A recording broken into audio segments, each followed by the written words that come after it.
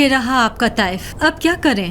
زندگی آل زبیر نے ہمیں اس لیے تو یہاں جلا وطن کیا ہے کہ ہم اپنی باقی زندگی یہیں گزاریں۔ مطلب یہ کہ مجھے یہ ماننا پڑے گا کہ آپ ویسے جئیں گے جیسا آل زبیر چاہتے ہیں؟ اب جو خدا کو منظور ہو، چلیں۔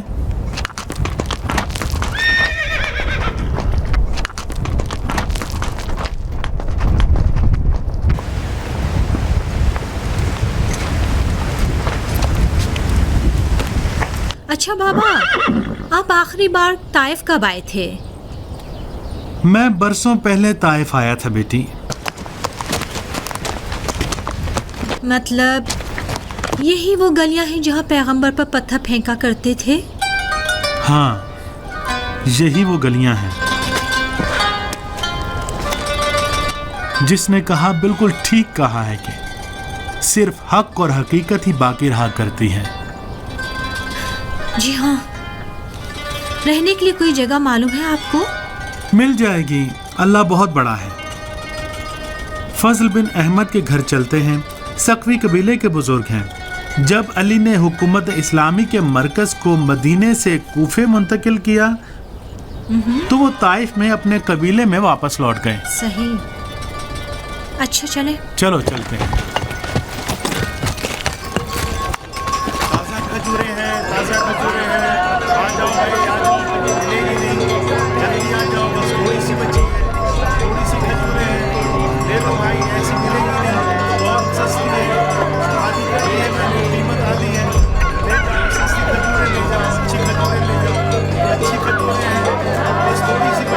السلام علیکم ابن عباس۔ وعلیکم السلام۔ قیس، تم یہاں کیا کر رہے ہو؟ کل رات آپ کعب کے گھر میں رکے اور میں آپ کے لیے شہر آ گیا تاکہ آپ کے مہمان نوازی کے لیے کچھ سامان خرید سکوں۔ نہیں قیس، تمہیں زحمت نہیں دیں گے۔ مجھے پتا ہے مجھ جیسے چرواہے کا گھر آپ کے لائق نہیں ہے، مگر میری آرزو تھی کہ رسول خدا کے چچازاد بھائی اپنے مبارک قدم میرے گھر میں رکھیں۔ معاف کیجئے، کہنے کا مطلب یہ کہ کتنا اچھا ہو کہ میں آپ جیسے محترم مہمان کی میزبانی کر سکوں۔ قیس، ہم یہاں پر جلا وطن ہیں، تمہارے لیے مشکل کھڑی ہو جائے گی۔ جو بھی ہو مجھے قبول ہے۔ میری ہمیشہ سے آرزو رہی ہے کہ خاندان پیغمبر کے اپنے گھر میں خدمت کروں۔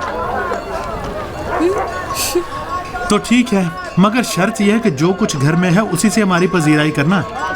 جیسا آپ کا حکم، تشریف لائیے۔ چلو چلو۔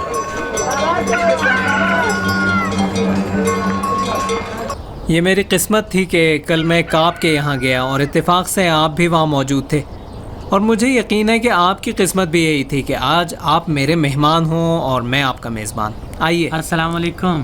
وعلیکم السلام۔ بابا کب پہنچیں گے؟ تھوڑا سا صبر سے کام لو بیٹی، پہنچ جائیں گے۔ مکے اور مدینے میں منافع زیادہ ہے، تم بھی مکے کے بازار میں جاؤ۔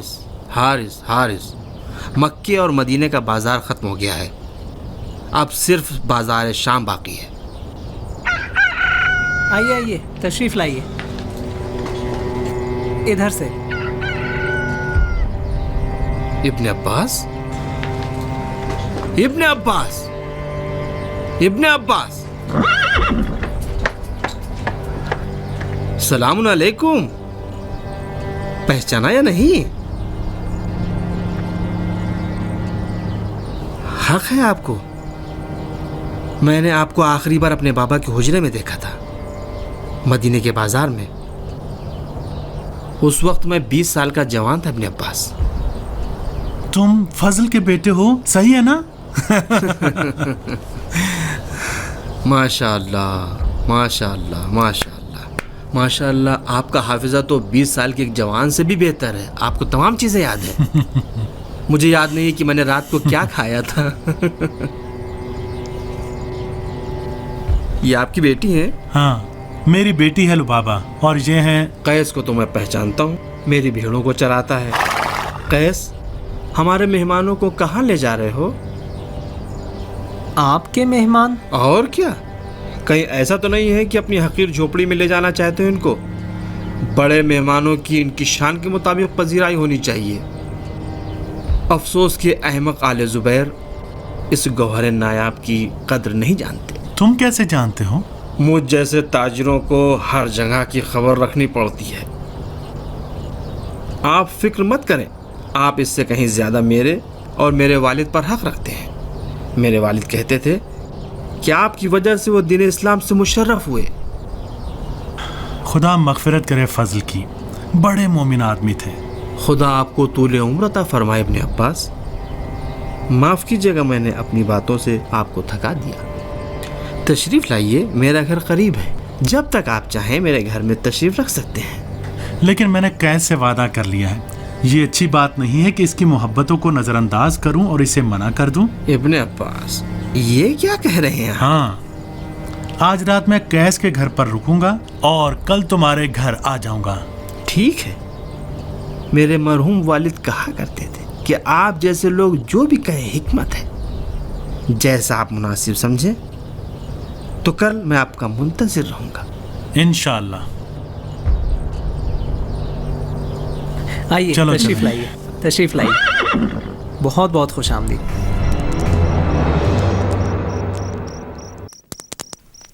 یا اللہ، یہ لیجیے.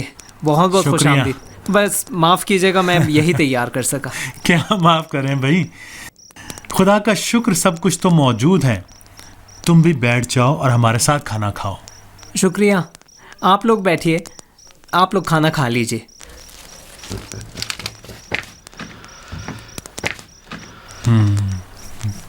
بسم اللہ.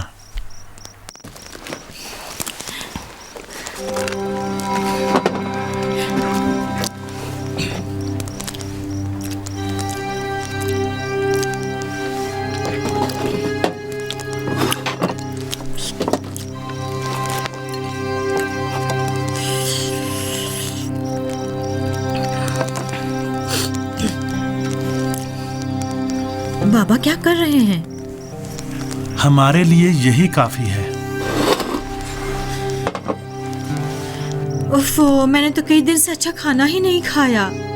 میں آج کی رات کا انتظار کر رہی تھی، مگر وہ بھی. اس قدر اپنے پیٹ کی اسیر نہ بنو لو بابا. میں پیٹ کی اسیر نہیں ہوں بابا، لیکن آپ یہ سادہ سا کھانا بھی مجھے نہیں کھانے دے رہے ہیں. سمجھ میں آیا کس لیے؟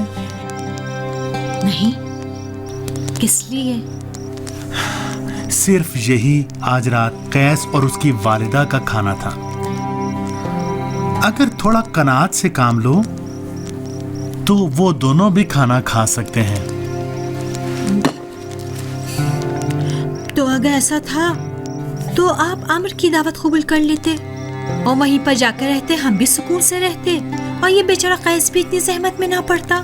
بیٹی، کبھی بھی ایسا کام نہیں کرنا چاہیے جس سے لوگ اپنے فخر اور تنگ دستی کی وجہ سے شرمندگی کا احساس کریں. اگر آج میں قیس کی دعوت کو امر کی خاطر ٹھکرا دیتا تو وہ بیچارہ اپنے بارے میں کیا سوچتا؟ شاید تھوڑا شرمندہ ہو جاتا، لیکن کم سے کم زحمت میں تو نہ پڑتا.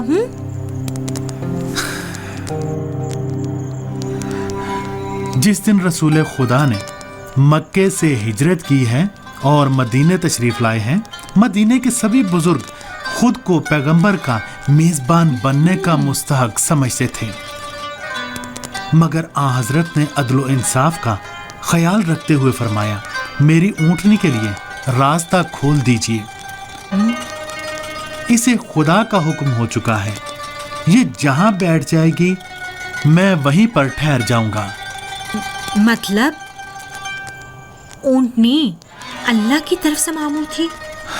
کبھی کبھی ناقہ صالح اللہ کی مامور قرار پاتی ہے، کبھی اصحاب کہف کا کتا نیک لوگوں کے پیچھے چل پڑتا ہے، اور جیسا کہ قرآن میں آیا ہے کہ وہ بھی انہی میں سے ہو جاتا ہے. لیکن دوسری طرف حضرت نوح جو نبی خدا ہیں، ان کا بیٹا شیطان کے پیچھے ہو لیتا ہے اور تباہ ہو جاتا ہے. دیکھا تم نے لو بابا، رسول خدا کی اونٹنی چلتی گئی یہاں تک کہ بنی نجار کے ایک محلے میں کہ جو مدینے کے غریبوں کا محلہ تھا، ابو ایوب انصاری کے گھر کے دروازے پر کہ جو ایک مخلص مسلمان تھے بیٹھ جاتی ہے۔ وہ بیچارہ تنگ دست آدمی تھا جسے رسول خدا سے کوئی توقع نہیں تھی۔ دیکھا بیٹی، جو بھی خدا کا خالص بندہ بن گیا خدا بھی اس کا ہو جاتا ہے۔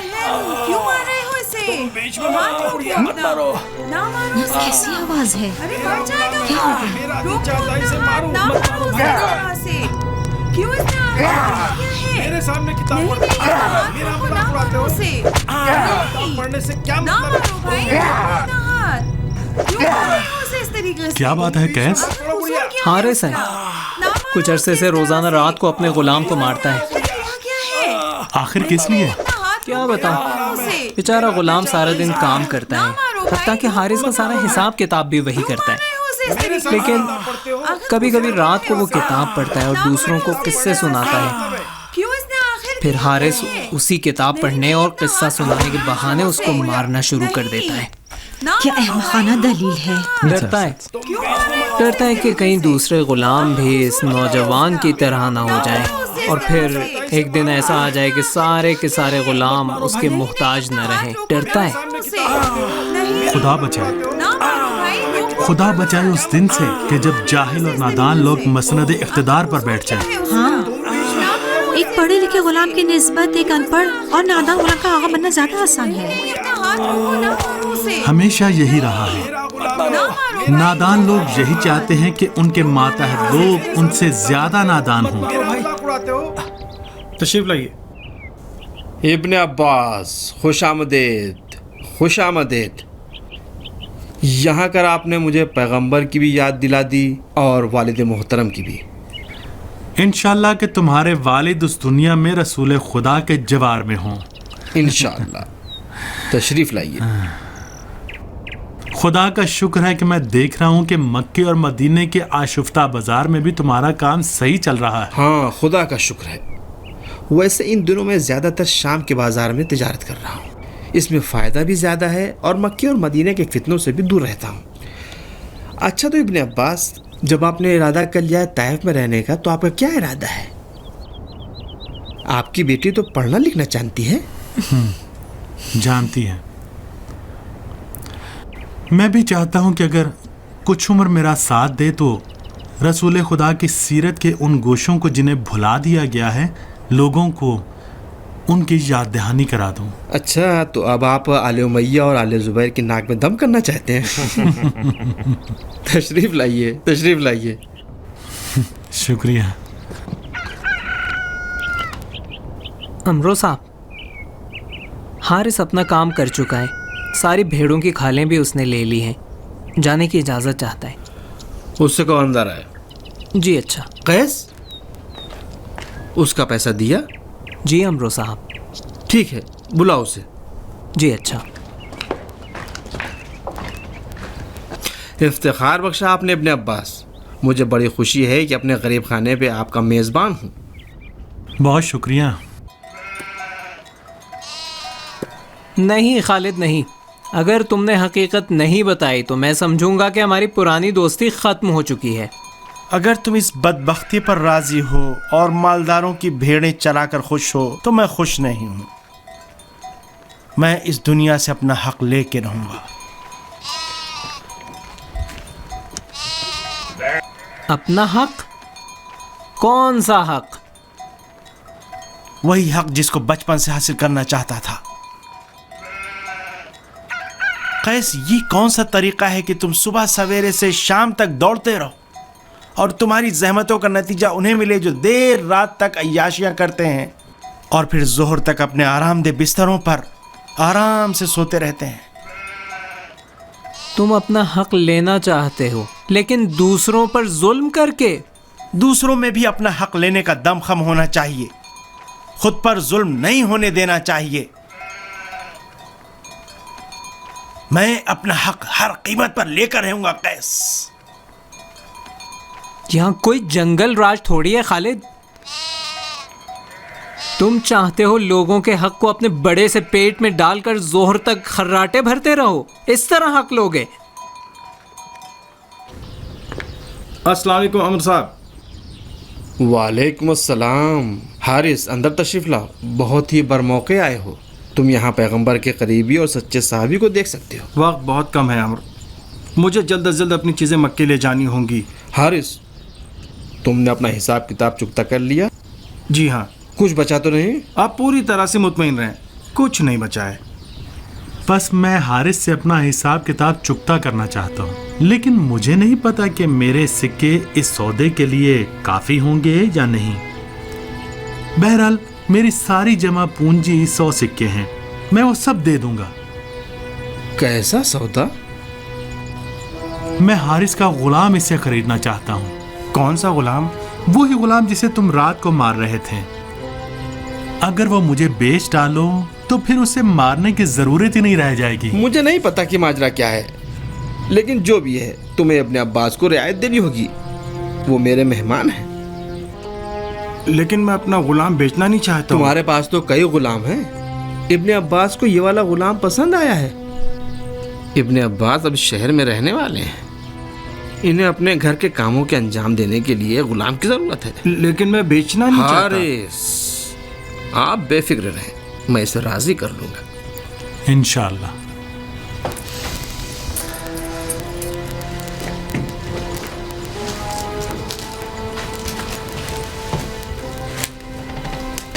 بابا، پتہ ہے آپ کیا کر رہے ہیں؟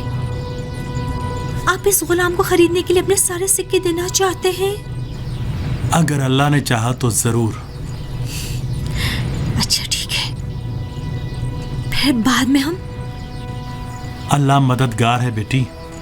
میں نے وہ کام کیا ہے جس کی نصیحت رسول خدا نے کی تھی۔ تم نے سلمان فارسی کے بارے میں کچھ سنا ہے؟ رسول خدا نے سلمان فارسی کو غلامی سے نکالنے کے لیے اپنے مبارک ہاتھوں سے کھجور کے 300 پیڑ لگائے۔ ہم نے تو کچھ بھی نہیں کیا ہے۔ تمہارے والد اذان صبح تک گڑ گڑاتے ہوئے الہی الف کہتے تھے، اور تم طلوع فجر تک شور شرابہ اور غنڈہ گردی کر کے اپنا حق لینا چاہتے ہو۔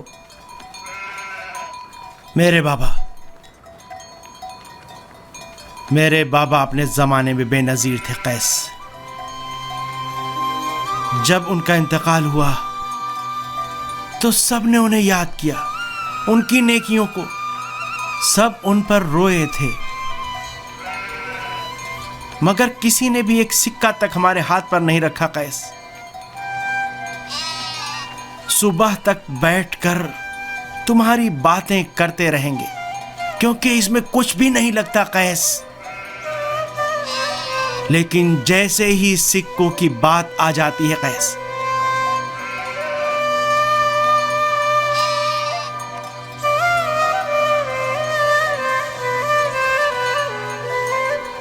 خدا تمہارے والد کی مغفرت کرے خالد، انہوں نے تمہارے لیے کوئی مال تو چھوڑا نہیں، تو پھر کیسے تم مالدار ہونا چاہتے ہو؟ پھر شروع نہ کرو قیس۔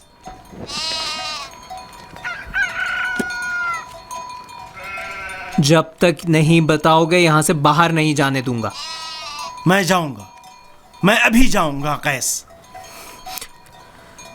ٹھیک ہے جاؤ، لیکن اگر چلے گئے تو پھر یہاں پلٹ کر واپس مت آنا، اس لیے کہ میں کسی ایسے کے ساتھ دوستی نہیں رکھ سکتا جس کے ہاتھ کسی بے گناہ کے خون میں رنگے ہوئے ہوں۔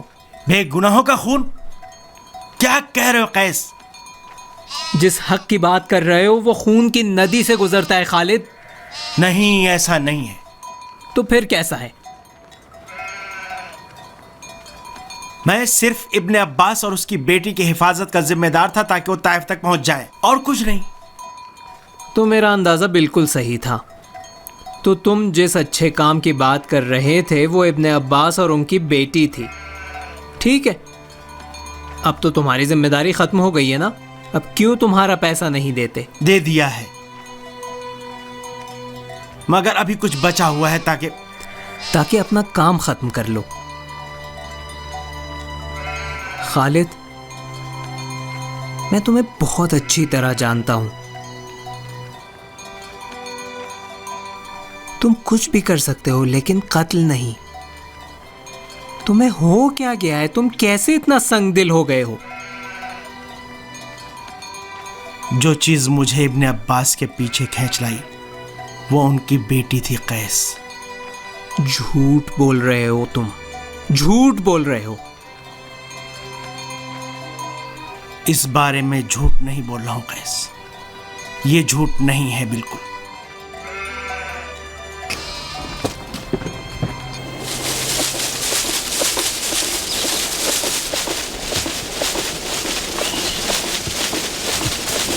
کیسے ہو تم؟ سلامت رہیے ابن عباس. آؤ جوان، آؤ، تمہارے جانے کا وقت آ گیا.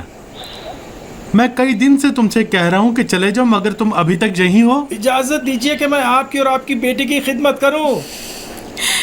تمہیں اپنے گھر والے کے پاس جانا چاہیے. بہتر ہے کہ تم بابا کی بات مان لو. میں نے تمہیں آزاد کرنے کے لیے خرید لیا ہے، نہ یہ کہ دوبارہ. میں بھی پوری آزادی کے ساتھ آپ لوگوں کی مدد کرنا چاہتا ہوں. خدا تمہیں جزائے خیر دے. سلمان فارسی بھی رسول خدا کے ساتھ رہ گئے اور ان کے اہل بیت میں شمار ہونے لگے. سلمان فارسی مدائن کے حاکم بن جانے کے بعد بھی بہت ہی سادہ اور عوامی طرز کی زندگی گزارتے تھے. یہ انہوں نے رسول خدا سے سیکھا تھا. میں تم کو بھی اپنے گھر والوں کی طرح سمجھتا ہوں، لیکن بہتر یہ ہے کہ تم اپنے شہر واپس لوٹ جاؤ اور لوگوں کی خدمت کرو. ٹھیک ہے ابن عباس. یہ رہا تمہارا زادرہ. بہت شکریہ ابن عباس. اچھا چلتے ہیں. بہت شکریہ. ہائے میں کیا کروں، پتہ نہیں کیوں میرا دل نہیں چاہتا میں ابن عباس کو قتل کروں. ایک غلام خرید کر اسے آزاد کر دیا. نہیں معلوم ایسی قسمت میری کیوں نہیں ہے. خدایا آخر میں نے کیا کیا ہے کہ جب بھی انہیں دیکھتا ہوں مجھے اپنے بابا کی یاد آ جاتی.